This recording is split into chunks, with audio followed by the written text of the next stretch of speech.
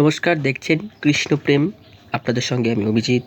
আজকে 11ই মার্চ 2026 বুধবার। আজকে সর্বশেষ আপডেট দেখাবো। তো দেখতে পাচ্ছি আমি চলে এসেছি একদম 14 তারিখের দিকে, দুপুর 2টোর সময়। দেখতে পাচ্ছেন সেটাই, দুপুর 2টোর সময় 14 তারিখে চলে এসেছি। এবং দেখতে পাচ্ছেন পুরো দক্ষিণের দিকে কিন্তু একটা ঝড়ের পূর্বাভাস রয়েছে। তো চলুন শুরু করছি।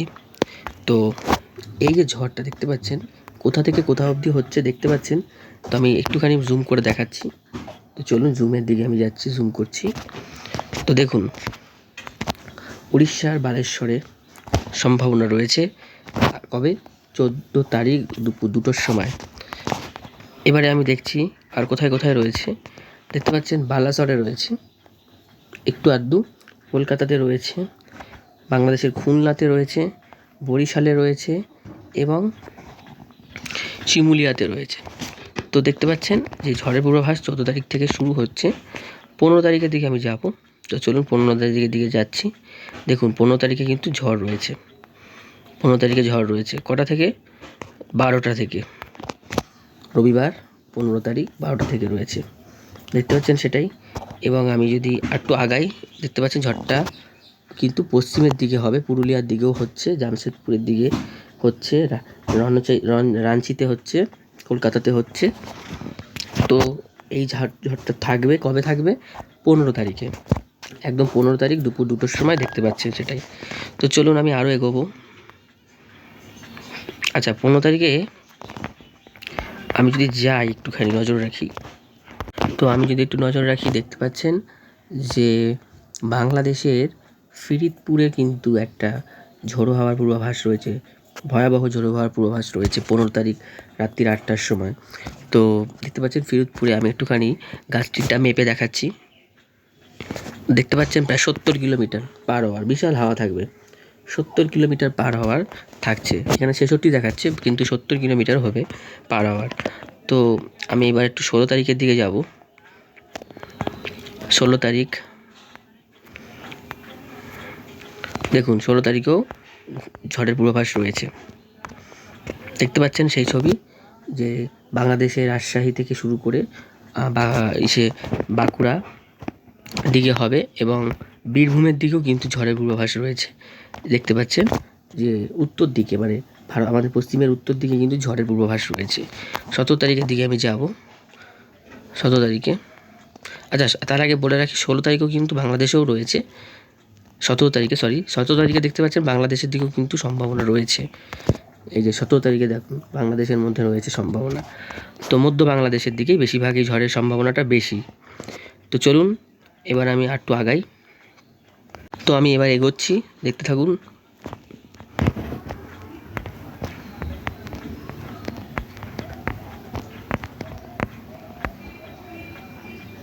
তো দেখতে পাচ্ছেন ঝড়ের সম্ভাবনা কিন্তু রয়েছে, মানে কালবৈশাখী আমরা কিন্তু পাবো পরপর, প্রত্যেক দিন কিছু না কিছু অল্প কম বেশি। দেখুন বাংলাদেশের মধ্যভাগের দিকে কিন্তু একটু সম্ভাবনা বেশি দেখাচ্ছে, ঠিক আছে। তো এই হচ্ছে কালবৈশাখীর সম্ভাবনা। 21 তারিখ, 22 তারিখ, 23 তারিখ, 24 তারিখ, 25 তারিখ লাস্ট আপডেট পাওয়া যাচ্ছে। তারপর আর কোনো ঝড়ের সম্ভাবনা নেই। তো আমি একটুখানি বঙ্গোপসাগরটা দেখাবো, বঙ্গোপসাগরের কী পরিস্থিতি রয়েছে বঙ্গোপসাগরে। তো বঙ্গোপসাগর মোটামুটি দেখতে পাচ্ছি যে পরিষ্কারই থাকবে, বঙ্গোপসাগরে কোনো সিস্টেম নেই। দেখতে পাচ্ছেন পুরো বঙ্গোপসাগর ফাঁকা, অন্যদিকে আরব সাগরও কিন্তু পুরো ফাঁকা। তো এবার আমি যাব তাপমাত্রায়। দেখুন আমি জুম করছি, জুম করি। তো দেখতে পাচ্ছেন আমি আরও জুম করব। দেখুন, আচ্ছা, দক্ষিণ 24 পরগনার গোসাবা 32, বারুইপুর 33, কলকাতা 33, উলুবেড়িয়া, হাওড়ার উলুবেড়িয়া 32, কোলাঘাট 32, তমলুক 32, হলদিয়া 30। তো 30-33-এর মধ্যেই রয়েছে মোটামুটি তাপমাত্রা। তো আমি বাংলাদেশের দিকে যদি যাই, বাংলাদেশের মধ্যে যদি আমি যাচ্ছি, তাহলে আমি দেখতে পাচ্ছি বাংলাদেশও 32, 31, 32-এর মধ্যে রয়েছে। এখানে দেখতে পাচ্ছেন যে খুলনাতে রয়েছে 32, তারপরে বাগেরহাটে রয়েছে 32, এবং উপরে দেখতে পাচ্ছেন যশোরে রয়েছে 32, মানে 31-32-এর মধ্যেই তাপমাত্রা আজকে রয়েছে। তো আজকে তাও গরমের একটা পূর্বাভাস রয়েছে, গুমুট গরম ভাব রয়েছে। তো আমি এবার একটু বৃষ্টির মধ্যে চলে যাব, চলুন বৃষ্টিতে চলে যাই। তো ইতিমধ্যে দেখতে পাচ্ছি হালকা মাঝারি, মানে হালকা পলসা বৃষ্টি রয়েছে। দেখুন এই জায়গাটা একদম হালকা 1 পলসা 2 পলসা বৃষ্টির সম্ভাবনা রয়েছে। তো এখন বৃষ্টির সম্ভাবনা রয়েছে আজকে, তো আমি দেখাবো সেটা। তো দেখুন বৃষ্টি কিন্তু রয়েছে, বৃষ্টি রয়েছে বাঁকুড়া পুরুলিয়ার দিকেও, অর্থাৎ পশ্চিমের দিকেও কিন্তু বৃষ্টি রয়েছে, পশ্চিমের দিকেও কিন্তু বৃষ্টি রয়েছে দেখতে পাচ্ছেন। বাংলাদেশেও খাপছাড়া খাপছাড়া বৃষ্টি রয়েছে আজকে। তো আজকে কিন্তু বৃষ্টি হবে, কারণ দেখুন আমি তোমাকে দেখিয়ে দিচ্ছি। দেখুন জলীয় বাষ্প ঢুকছে, দেখতে পাচ্ছেন বঙ্গোপসাগর থেকে ক্রমাগত জলীয় বাষ্প ঢুকছে, এদিক ওদিক থেকে দেখুন জলীয় বাষ্প ঢুকছে, তাই জন্য বৃষ্টির সম্ভাবনা আজকে রয়েছে। রেডার নাও দেখাতে পারে, কারণ বজ্রগর্ভ মেঘ সৃষ্টি হলে সেটা রেডার দেখায় না।